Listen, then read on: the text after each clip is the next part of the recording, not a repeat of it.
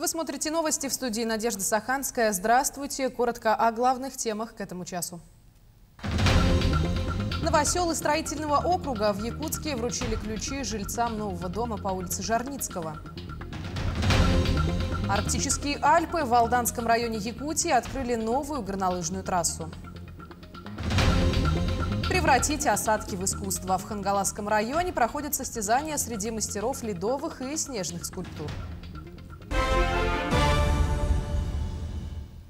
С 2022 года размер финансовой поддержки районам республики увеличен на 14% по сравнению с прошлым годом. Введены новые субсидии на заготовку мяса, овощей, картофеля и зерновых культур. Субсидии на поголовье коров в сельхозпредприятиях и крестьянских хозяйствах арктических и промышленных районов в текущем году увеличились от 35 до 45 тысяч рублей на голову, а на поголовье кобыл с 1,5 до 3 тысяч рублей.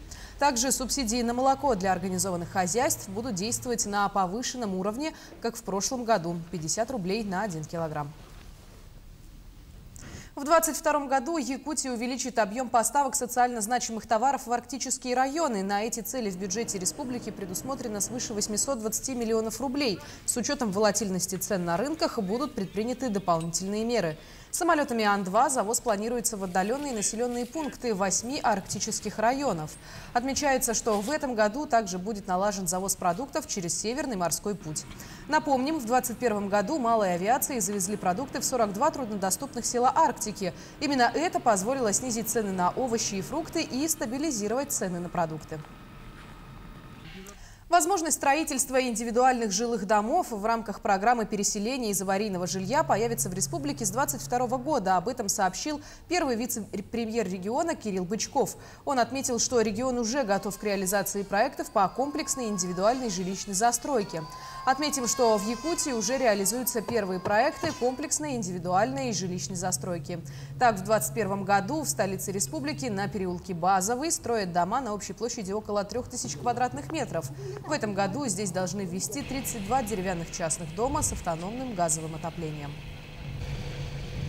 Ключи от новых квартир торжественно вручили новоселам дома по Жарницкого, 10 в Якутске. Строительство началось в прошлом году. Дом возвели по новым, уникальным для Якутска технологиям. Он совмещает в себе детскую площадку и общественное пространство на втором этаже здания. То есть для того, чтобы выйти на детскую площадку, детям не обязательно покидать дом, а взрослые могут спокойно посидеть на улице, тоже не выходя из здания. Дом двухподъездный на 121 квартиру. Во время вручения ключей первый зампред правительства региона Кирилл Бычков пожелал новоселам, чтобы в их доме было тепло и уютно. Это первый дом, во-первых, построенный республиканским ипотечным агентством как застройщиком. Это очень примечательно. Это та его функция, которая на самом деле должна быть реализована в полной мере. Сейчас, конечно, у них более амбициозные проекты, есть и воинская часть, где более 250 000 квадратных метров будет построено, с градпотенциалом до 500 000 квадратных метров в этом районе. Ну и крупные проекты в других городах, в Ленске, Нерюнгри и так далее, так далее. Поэтому здесь, я думаю, вот такой пилотный проект, как говорится, с таким вкусом сделанный, первый, скажем, такой полноценный от и до построенный жилищный проект нашего акционерного общества РИА. Ежегодно в Якутии строится и реконструируется порядка 20 котельных. К теплоснабжению подключаются тысячи частных домов. Не менее 20 объектов планируется ввести в эксплуатацию и в текущем году. Об этом сообщил первый вице-премьер республики Дмитрий Садовников во время прямого эфира отчета правительства. Работы выполняются в рамках инвестиционных программ ресурсоснабжающих организаций. Напомним, что в конце января правительственная комиссия по региональному развитию одобрила выделение Якутии заемных средств Фонда национального благосостояния для модернизации и строительства котельных и тепловых сетей в селах, в том числе строительство механизированной котельной «Новая школа», тепловых сетей с подключением потребителей в селе Чичимах Татинского района. Федеральная антимонопольная служба проверит обоснованность повышения цен в магазинах сети ДНС. Ведомство направило запрос в адрес компании, а также вынесло предостережение о недопустимости нарушения закона о защите конкуренции.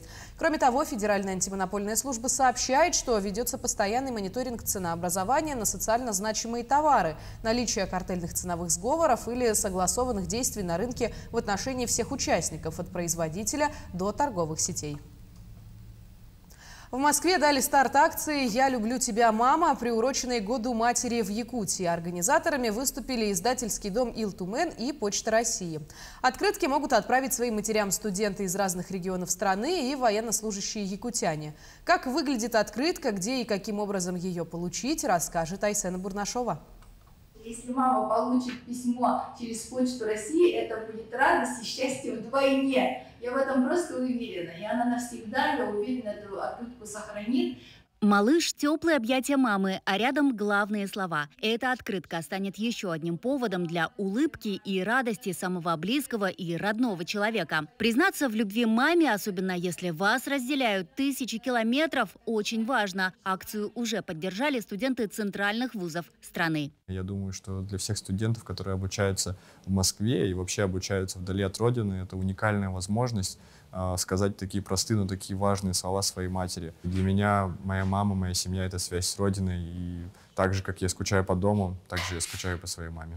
Яркий дизайн открытки передает всю любовь матери и ребенка. На оборотной стороне графы отправителя и получателя, места для марок и записей. Акция проводится впервые. Специально для этого флешмоба организаторы уже выпустили 2500 дизайнерских открыток. В течение года планируется также выпуск дополнительных 2500 экземпляров. Открытки уже сегодня можно отправить из разных городов России самому близкому человеку – маме.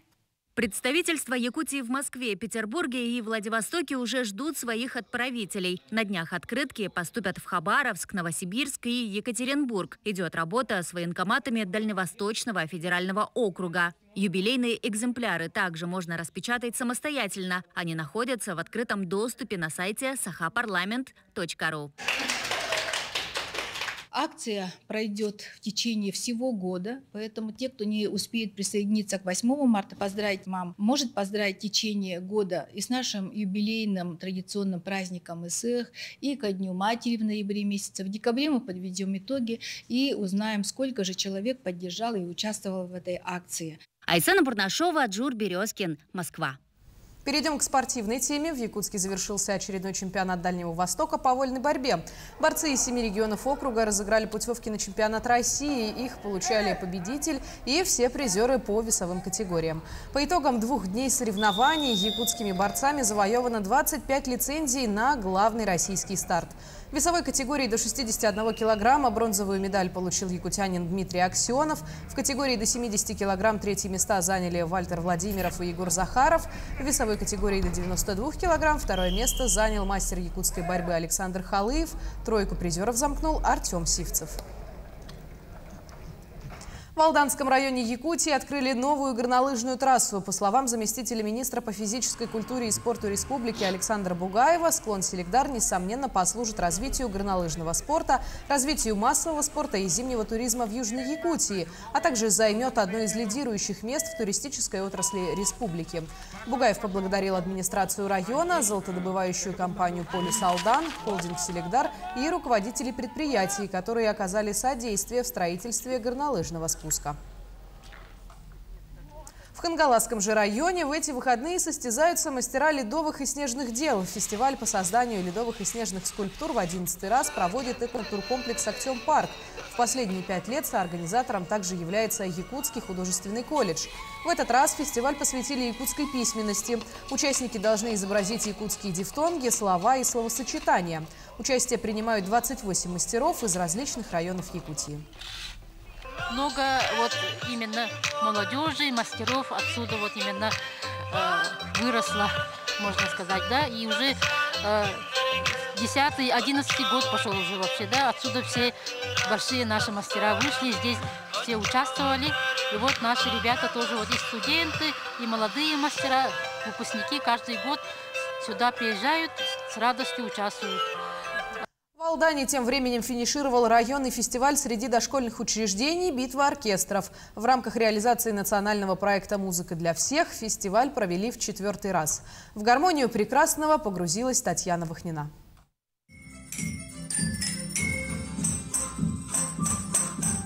Неповторимую гармонию якутских музыкальных произведений раскрыли алданские дошколята в ежегодном районном фестивале «Битва оркестров».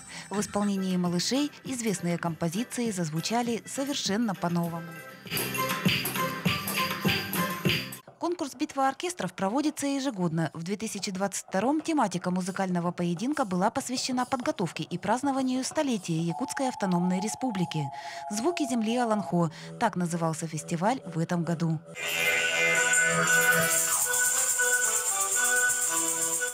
Ввиду ограничительных мер битва оркестров прошла в дистанционном формате. Подборка костюмов и декораций, репетиции, запись. К выступлениям маленькие артисты начали готовиться задолго до фестиваля. В музыкальном поединке оркестранты сошлись в 4-й раз.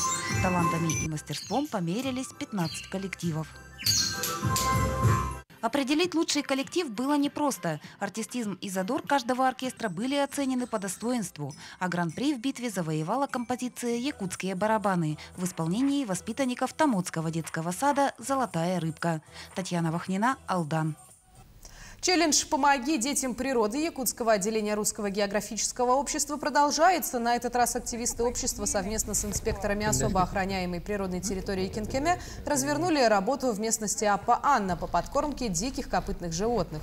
Во время мероприятия участники челленджа по рекомендациям инспекторов построили кормушки, выложили сено, кормовую соль и развесили веники. По словам инспекторов, благодаря биотехническим мероприятиям обеспечивается улучшение кормовых и защитных условий обитания зверей, что повышает биологическую и хозяйственную продуктивность на особо охраняемых природных территориях. Прежде всего, конечно, мы призываем участвовать в этих проектах наших школьников, обращаемся к школам, потому что это акции направлены прежде всего на подрастающее поколение, которое должно знать и должно участвовать в таких мероприятиях. Это имеет очень важное воспитание экологической направленности. И в завершение сотрудники якутского зоопарка Артодайду угостили белых медведей Колыману и Ломоносова праздничным тортом в Международный день белого медведя. Праздник, призванный привлечь внимание общества к проблемам сохранения редкого вида в природе, начали отмечать в зоопарке с момента появления Колыманы и Ломоносова. Отмечается, что медведи выросли вместе и дали потомство уже 2 раза. Харчана отправилась на родину своего отца в Ленинградский зоопарк в 2017 году, а Алмаса в Хабаровский зоосад Приамурский в 2021 году.